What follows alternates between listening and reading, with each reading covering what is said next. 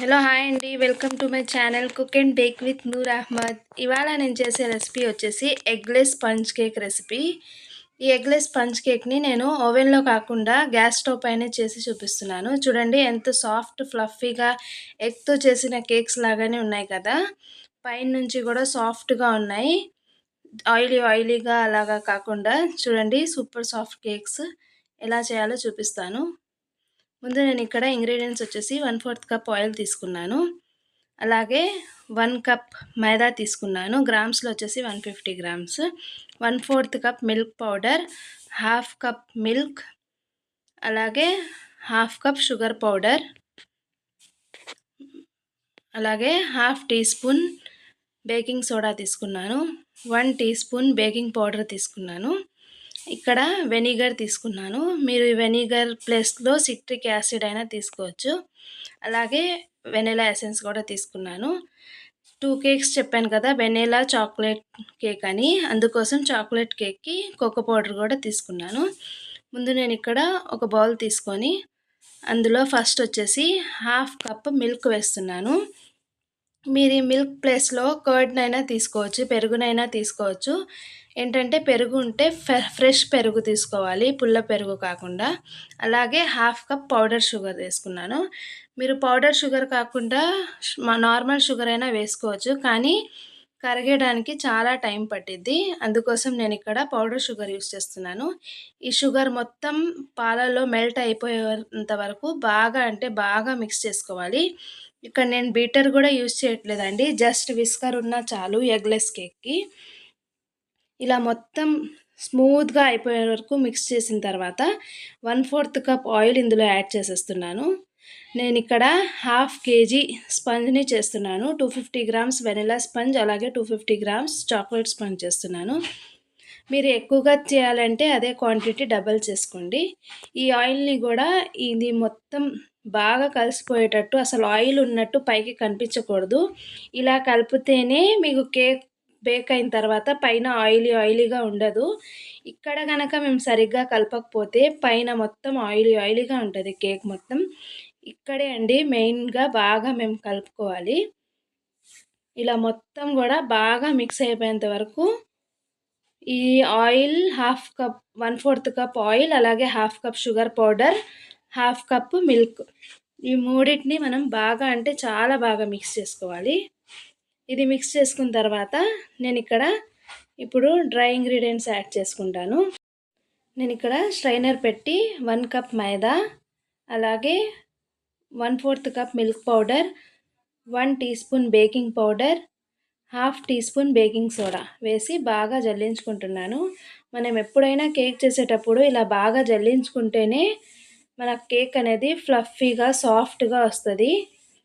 చూడండి ఇలా మొత్తం జల్లించుకోవాలి.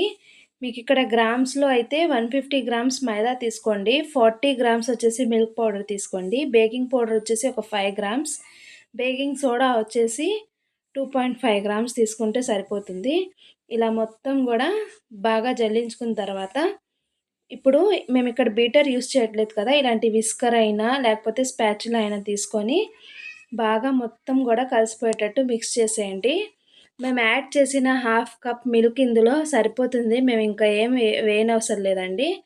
ఇలా మొత్తం మిక్స్ చేసుకోవాలి.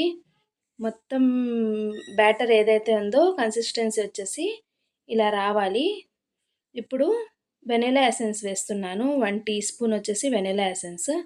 మీరు పైనాపిల్ కేక్ చేస్తే పైనాపిల్ ఎసెన్స్ అలా ఏదైనా వేసుకోవచ్చు.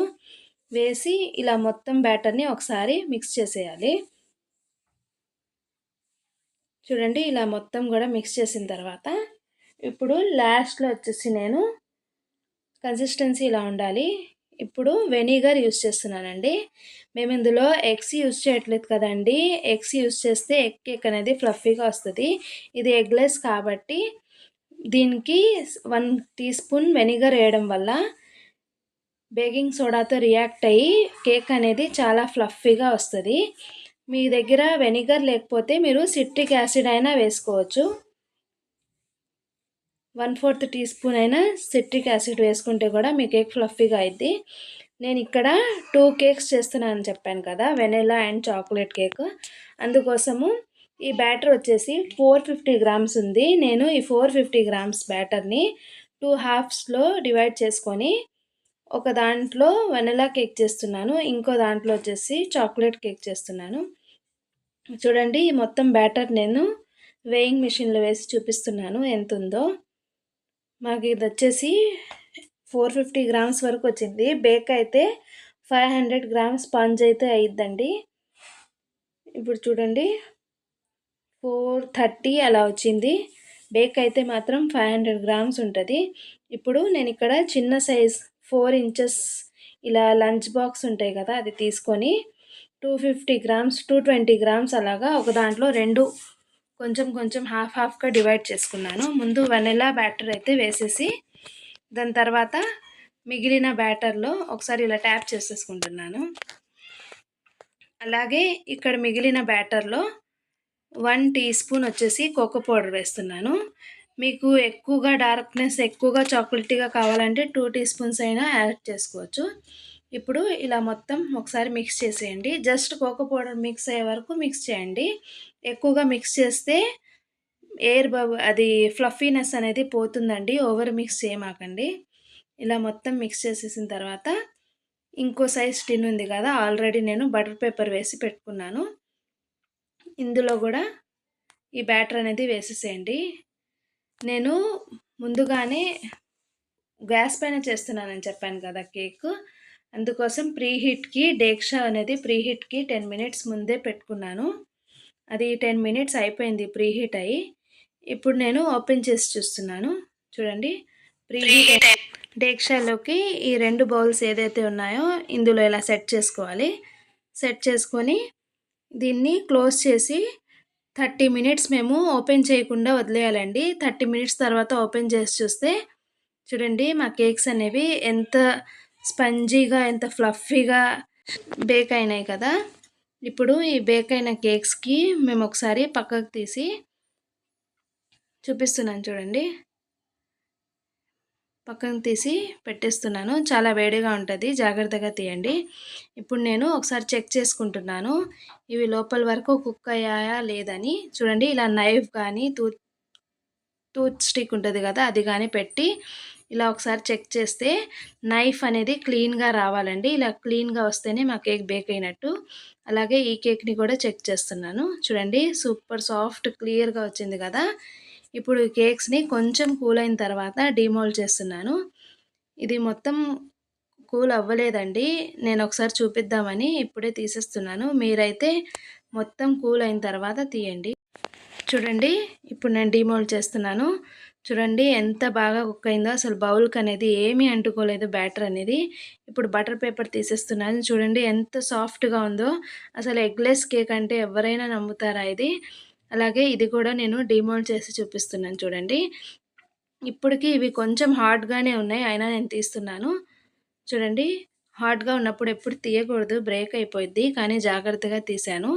చూడండి ఎంత సాఫ్ట్గా బేక్ అయినాయో. అలాగే వెనిల్లా చాక్లెట్ స్పాంజ్ కూడా ఇక్కడ నేను కట్ చేసి చూపిస్తున్నాను. చూడండి లేయర్స్లో చూడండి ఎంత బాగా అయిందో కేక్ అనేది సాఫ్ట్గా. చూడండి సేమ్ ఎగ్తో చేసిన కేక్స్ లాగానే ఉంటాయి. అలాగే వెనిలా స్పాంజ్ కూడా మీకు చూపిస్తున్నాను చూడండి కట్ చేసి. చూడండి ఎంత సూపర్ సాఫ్ట్గా ఉన్నాయి. ఒకసారి మీరు కంపల్సరీగా ట్రై చేయండి. అలాగే ఈ స్పాంజెస్తో మేము ఇక్కడ 2.5 కేజీస్ కేక్ అయితే రెడీ చేసుకోవచ్చు. చూడండి నేను ఇక్కడ వెనిలా స్పాంజ్ కూడా ఇలాగా విరిచి చూపిస్తున్నాను. ఎంత సాఫ్ట్గా బేక్ అయింది కదా. టేస్ట్ అయితే సూపర్ ఉందండి. అంతే అండి. ఈ స్పంజ్ కేక్ వీడియో అనేది ఎగ్లెస్ స్పంజ్ కేక్ వీడియో నచ్చినట్లయితే మా ఛానల్ని లైక్ షేర్ సబ్స్క్రైబ్ చేయండి. ఈ రెసిపీని అయితే ఒకసారి డెఫినెట్గా ట్రై చేయండి. ఎలా వచ్చిందో కామెంట్ చేయండి. Thanks for watching.